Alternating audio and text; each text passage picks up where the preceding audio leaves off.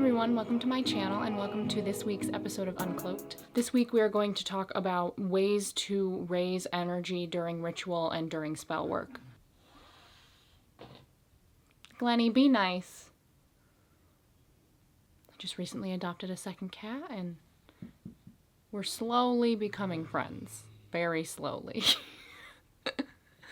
Glennie, he's a nice boy.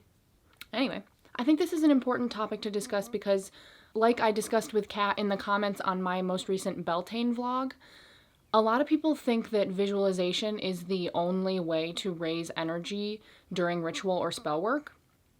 And it is definitely the most common way, the most widely used way, and the most talked about way.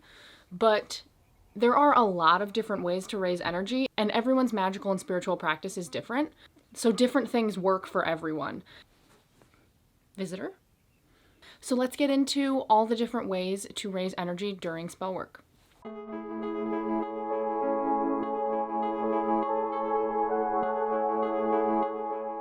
The first one, which we already kind of discussed, is visualization. So just visualizing whatever it is that you're working on, whether that's you cutting something away, or you smoothing your aura, or you cleansing your chakras. She demands to be let into the window. So just visualizing whatever it is you're doing is a great way to complete what you're doing and manifest what you're doing. This is my new boy. He doesn't like being picked up. His name is Giles. We rescued him from a hoarding situation. They were keeping him in a cage. Now he's free and wild. So visualization is the biggest way, the easiest way. You don't need any tools or anything. You just, within your mind, visualize whatever it is that you're trying to manifest. The next one is music. So just playing music can be a great way to call in the energy of whatever it is that you're working on. So if I was working on a prosperity spell, I might make a playlist of songs that make me feel very prosperous and opulent. I personally love to do this, especially when I do any kind of healing ceremony on myself, especially. I have a whole playlist on Spotify called Healing Ceremonies that has just a mixture of different songs that make me feel very in touch with healing and rebirth and growth. So I'll link that playlist down below if you guys want to check it out. The next one goes along with music, but playing instruments. And you don't need to have a musical bone in your body. I'm a dancer, so I can dance. I have rhythm, but I cannot play instruments. But I do have a drum, I do have a rattle, I do have a bell, and all those are really great. But if you do have the ability to play an instrument, that's amazing too. Like if you can play the guitar, if you can play the piano, if you can play anything at all, or even if you want to sing. There was one time that I was doing a self-healing ritual at a river, and I sang to the river after I was done with the self-healing as an offering to the river. So singing is a great option too. And again, you don't even have to be a good singer. You're just working on your spell work. Nobody hears you really. Your spirits and guides and deities don't care whether you're on pitch or not. They just care that you care and that you want to offer them something to help you raise enough energy to manifest what you're trying to do. This is the bell that I have. It's just a little gold bell with a pentacle on it. It's really, really great for raising energy. You can feel how it raises the energy instantly. And then I also have a rattle. I made this rattle, but you can make your own rattle or get rattles many, many places. I made this with the shaman that I study with. And then I also have a couple drums, which I have shown in my shamanic journeying video, so you can check that out up here. The next one is chanting affirmations or mantras. These are really great because if you're not so good at visualization, which I personally sometimes have trouble with, I do a lot of visualization, but I don't do it all the time because sometimes I am very frazzled and just visualization is not enough to get me to focus. So chanting affirmation or mantras can be really, really great. I have OCD, so I tend to not so much do anything that I can count because then I end up counting it in my OCD pattern and that's not really useful or helpful or beneficial. So I'll do chanting or mantra sometimes. Chanting, affirmation, and mantra are a great way to raise energy if you're having trouble visualizing because you're saying what it is that you're trying to manifest or focus on. The next one is invoking deities.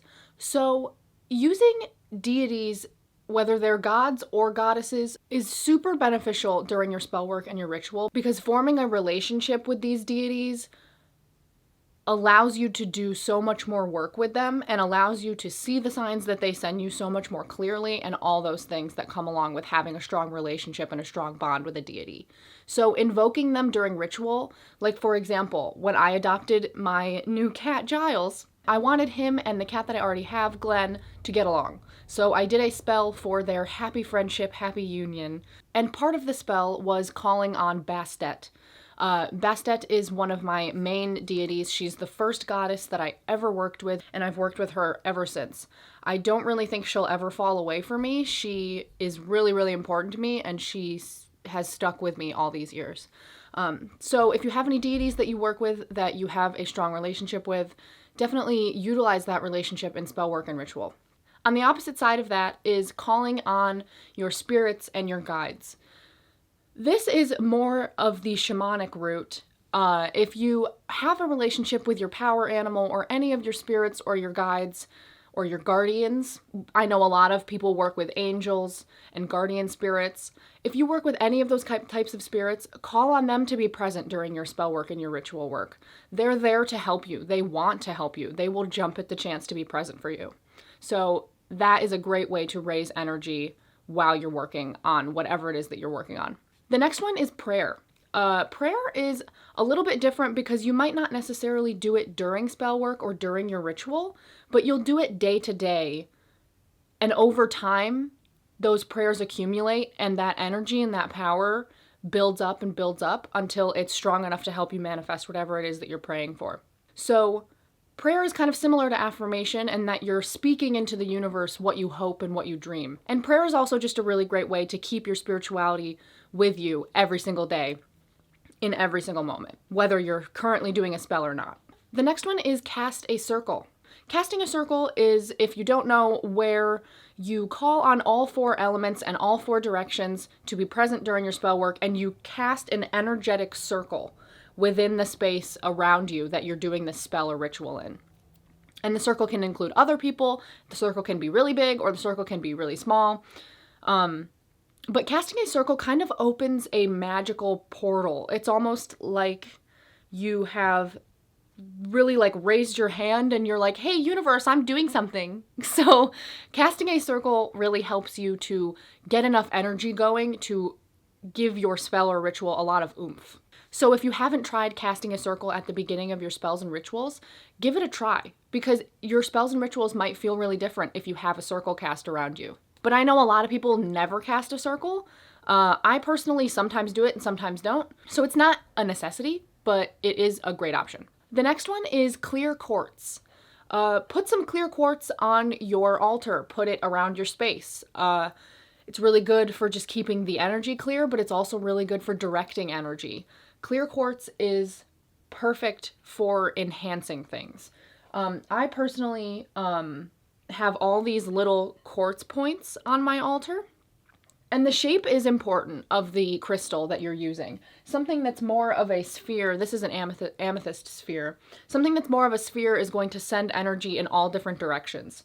And something that's more of a point, like this quartz, is going to send energy through its point, straight up. So I like to have a lot of quartz points on my altar because they enhance energy so much, and the points are really great for sending that energy straight up. The next one is not so much an action, but more within your mind, similar to visualization, but it's a strong intention. If you go into any kind of spiritual work and you're unsure of yourself, or you're scared, or maybe you deep down don't really want to do what you're doing, like if you're doing some kind of divination work and you're asking a question, maybe you don't really want the answer to that question and you don't realize that, but subconsciously you're kind of blocking receiving that answer because you don't want a bad answer, whatever that means to you. All those things can get in the way. So you want a really clear intention when you start to do your spell work and your ritual. No matter what it is, whether it's divination or a spell or a ritual or a self-healing or whatever. You want to have a really clear... Giles just picked up a toy and sprinted out of the room with it, so he's very busy. So you want to have a really clear intention of what you're trying to achieve. this will help you to achieve it as quickly and as correctly as possible. And it's different than visualization because you don't even really have to visualize it. Just know in your mind exactly what you're working toward. And this last one is the use of all your senses. This one's really important because immersing yourself in your ritual and your spell is really helpful to keep you in that mindset and keep you in the moment with your spell work, with your ritual. So the way that you can involve all your senses is simply by having all of the elements on your altar. Find ways to get all your senses involved and have all the elements represented on your altar. So earth, air, fire, and water, have them on your altar. Let me know in the comments if you guys have different ways that you guys raise energy when you do spell work and ritual. I would love to hear if you guys have other methods of doing so. These are just the ones that I know of and the ones that I've used in the past. If you want to see where you can take classes from me at Raven Academy, look down below in the drop box. You can also find where to follow me on all my social media accounts if you want to do that. Thank you so much for watching this video. I hope it was helpful. If you enjoyed it, please like it and subscribe so you never miss future uploads. I upload every week, sometimes twice a week. And thank you to Kat for requesting this video. If you guys have any video requests or any topics you want me to discuss, leave them in the comments below. Thank you all so much for watching, and I'll see you next week. Bye.